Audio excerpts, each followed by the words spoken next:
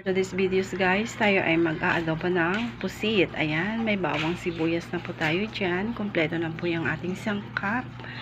Mantika, soy, suka, bitchin at saka paminta. So, umpisahan na natin guys ang mag-gisa. Ayan guys, nag-gisa na tayo ng bawang.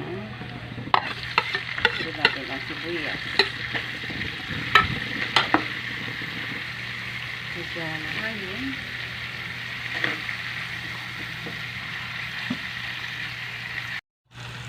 Ayan, ilagay na natin ang ating pusit guys.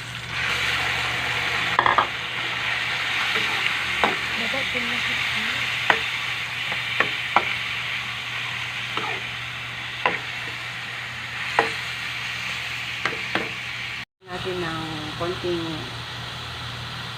bitchin guys. Konti lang. Ayan. Konting paminta. Durog na paminta. Konti lang sa baka maanghang. Konting soy guys. Wala na tayong soya. Andi, konti lang naman eh. Paano lang. Ayan.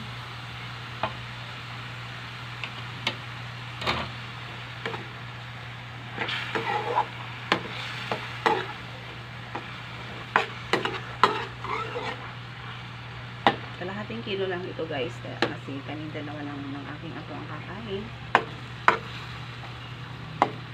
Ayun niya kasi yung ulam ko kaya binilang ko siya ng pusit. Ayan, tikman natin guys. Lagyan natin ng suka pag okay na siya. Ayan, okay na yan.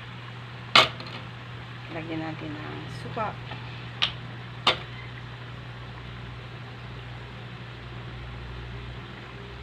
Konti na suka. Ayan. Okay na to guys. Kasi pag nasobrahan, eh, matigas. Ayan. Thank you guys for watching. Ayan. Okay na po.